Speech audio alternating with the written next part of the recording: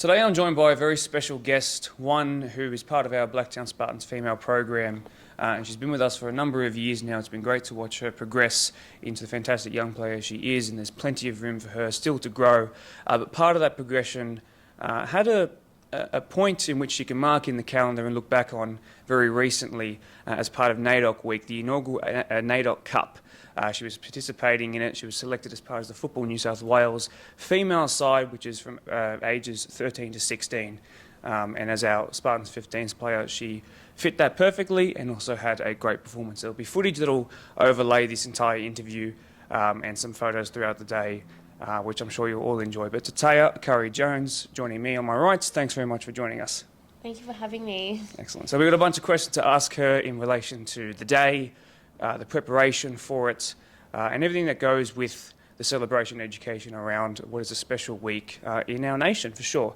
So my first question to you, Tataya, is about, obviously, again, humble congratulations to you. We're really proud to have you here at Spartans, but I want to sort of go back to that first moment when you found out that you were selected in this female Football New South Wales squad. So how did you find out? Was it a phone call, an email, a text? Did a coach tell you? And then tell me, what were the emotions that surrounded that moment? Actually, my mum got emailed the news, and then she told me, she congratulated me, and I was a bit confused what she was congratulating me on, and then I realised, and then I was so excited to play, and I was just so grateful to have the opportunity to play for them. Absolutely. So this is a group of players who I'm sure you weren't familiar with every single one of them before going into the squad. So tell me about. Did you guys train before you made the trip up to Newcastle, I think it was? Did you guys meet together much? Tell me about that. Yeah, so we actually met the day before. We never met each other, and then we met the day before, had a training session, got to know the girls. I did know a few of the girls. I've versed them before, so it was exciting to see what the players were like off the field. But they're all so nice, and we clicked straight away as soon as we got on that field. That's what I was going to ask next. It was about that sort of squad chemistry and how quickly did you guys, obviously you said quickly there, but how easy was it to gel together? Yeah, it was very, we had a lot more in common than I thought, and they were really good to play with on and off the field. Good. Well, you guys also won the game 4-3. You scored a hat-trick. You were the female player of the tournament, and there'll be some photos that overlay as we're speaking now. But talk to me about the again, like when you first got that call up, what was the feeling like of being able to hold the trophy and knowing that you were taking home a match ball? I was shocked. I really didn't think I was going to get it, to be honest with you. But I was just it wasn't just more about that trophy. It was more than the trophy. It was just getting that trophy for my people, playing for them. It was such an amazing feeling. Fantastic.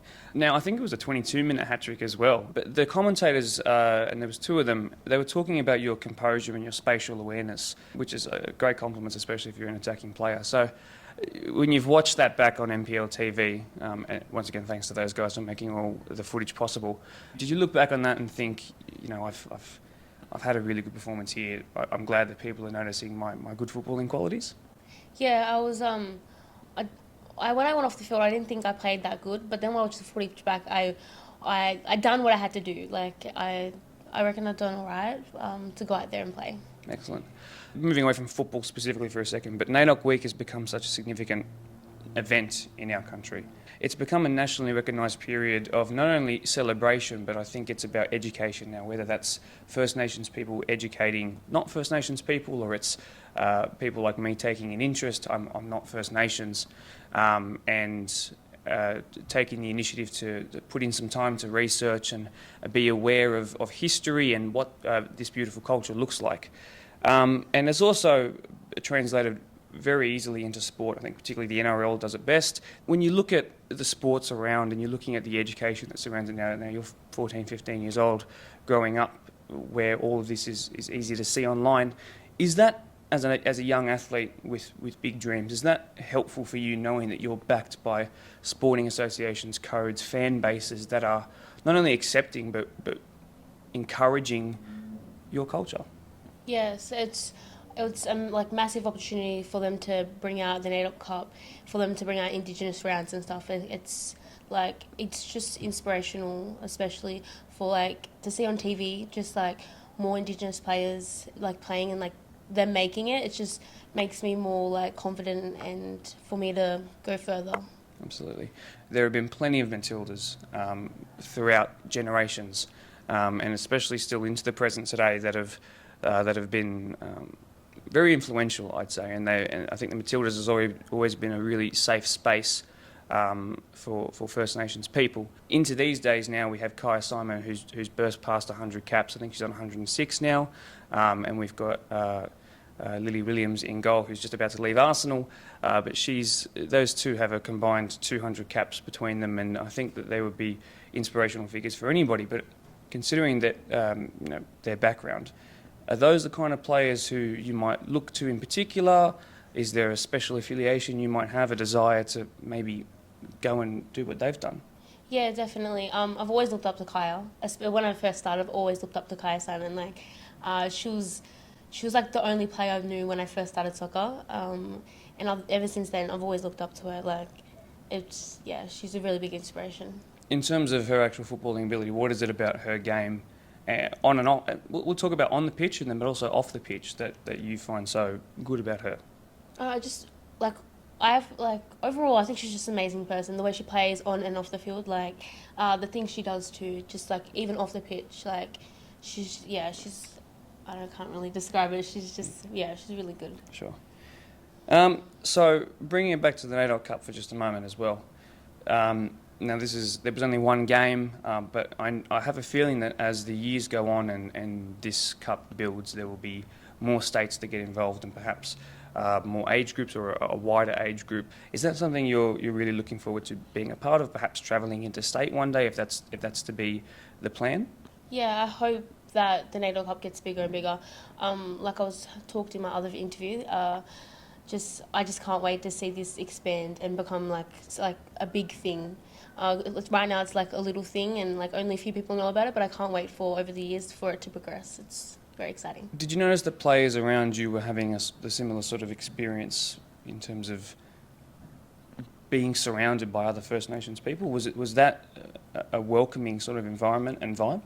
Yeah, it's totally different. Like, it's like you're still dirty on the pitch, like you're still like playing aggressive and stuff, but like if you fall over or something, it's I don't know, like it's just, it feels more like, I feel more comfortable. It's like them being by my side, like it's more of like a sister kind of vibe. But yeah, it's really good to play with people that, where we know where we come from.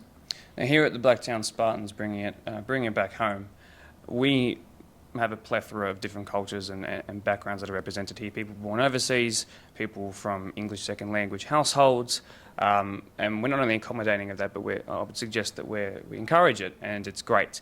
Now there's footage that, again, I'll roll over what we're saying now, but there was your 15s, your fellow teammates, sort of, I would say they paid homage to NAIDOC Week and to you and your achievements, and as you can see the photos coming up now, they all did a little part to just have their say. And is that something that, like, you've always felt that bit of acceptance, and even though there's 100 different nationalities and cultures in your team, everyone's just one big Spartans family, footballing family?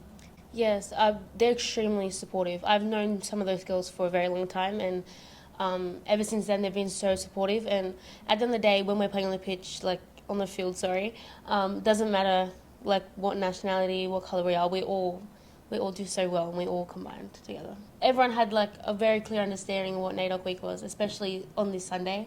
But I'm just so grateful to have those girls and my coaches by my side, because they're very supportive, and I'm just so happy and grateful for them. Is there a desire for you to keep pushing on and become another one of Australia's proud First Nations athletes at the highest level? Yes, definitely. That's where I want to be in a couple of years' time, hopefully. I want to, become a Matilda and hope for the best. Excellent. Well, we all wish you the best of luck. We've all got your back. Certainly your team have your back stronger than anybody else, or perhaps you could even call them family now. Really do appreciate you coming on here. Good. It's certainly a brave thing to do. Thank you very much for your time, and go and enjoy training now.